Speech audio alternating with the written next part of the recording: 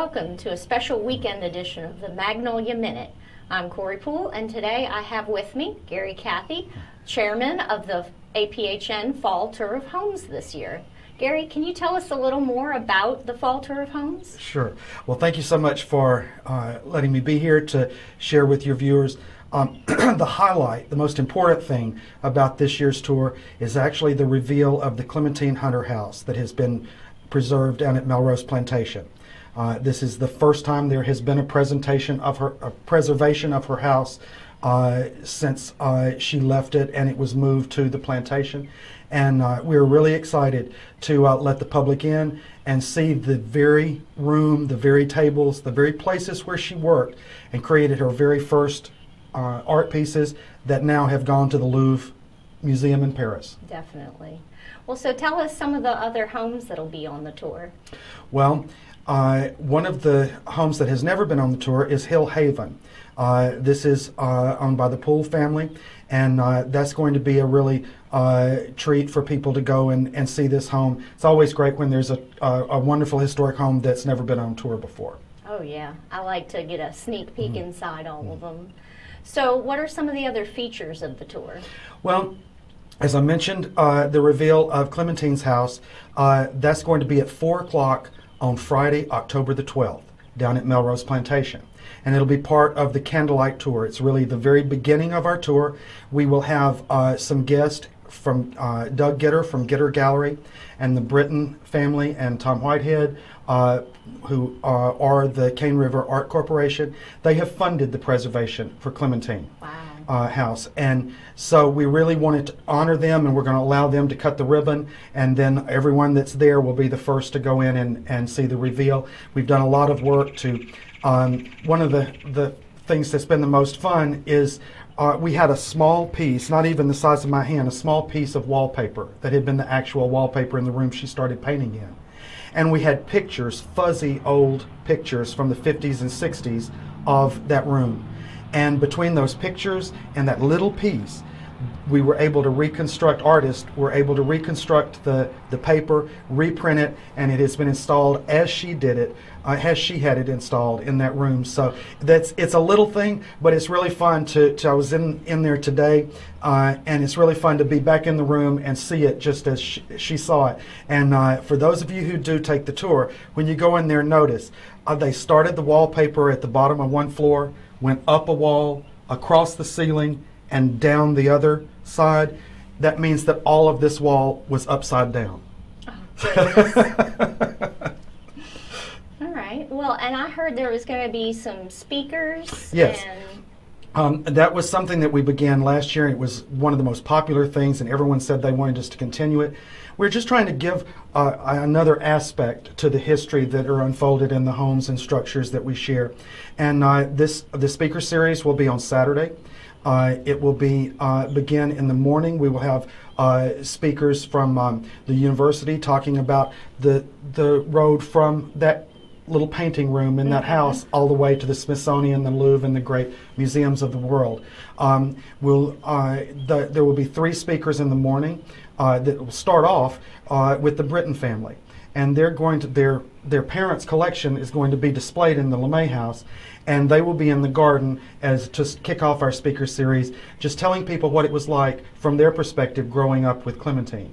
And then throughout the day there will be speakers in the morning at LeMay House. In the afternoon, it transitions to the barn at Melrose.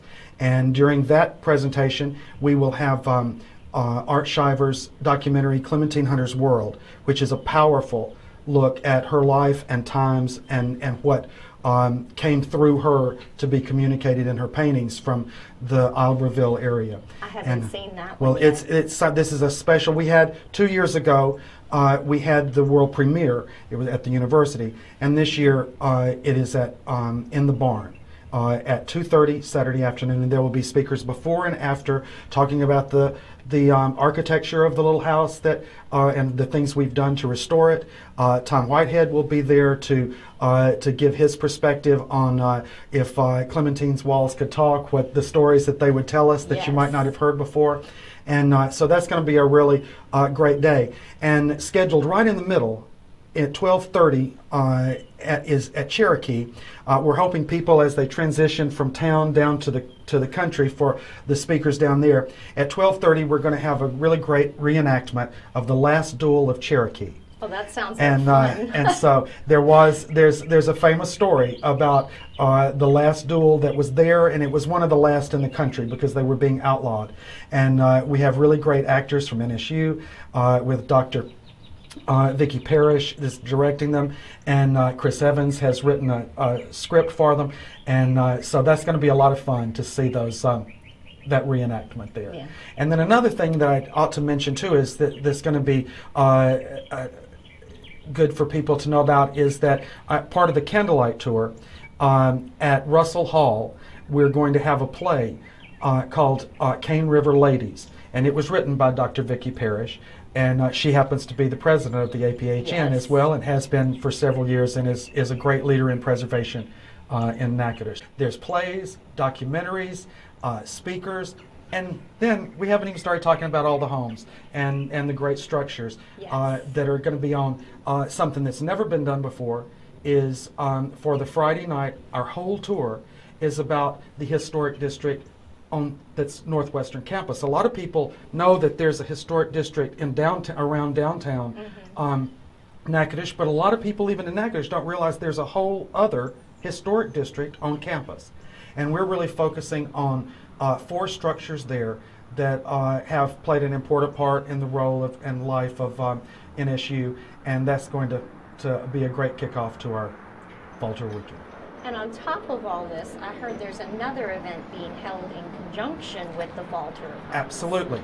And that's also going to be on that Friday night. What's great about it is that the times are staggered because we're working together with the Natchitoches Historic Foundation that has an award-winning exhibit and tour of American Cemetery. And so we're actually working together. And you can go to the ribbon cutting at 4. At 5:30 at American Cemetery, their tour starts, and it will continue on till 7:30 that night. Our tour over on campus starts at 6:30, and so you can go early to the cemetery, then come over to campus, or even if you're late and on the last tour of the cemetery, you're still going to have time to catch the second act, the second presentation of the play, because we're running the play at 2 different times, so we will be able to accommodate everyone. So, and they're really close together. American Cemetery and the university are it would be a nice evening walk from one to the other. So that will be a really great thing that you can hit. And I know that they're serving some food at the cemetery. We're also serving hors d'oeuvres and evening meal and desserts throughout our tour at Candlelight, so you won't leave hungry. And it's all part of the tickets. That's not an extra charge. Yes. Now, where can people go to get tickets? Well, the tourist office on Front Street is a great place for people to get that and get information. Any information about Natchitoches is always the place to go. They have brochures that they be happy to share with you. Also, if you want to look at things online, melroseplantation.org is the place to go. melroseplantation.org, and you'll get all the information and can even buy your tickets there. Well, thank you so much for joining us. It's a pleasure. Thank you. Thank you all for watching.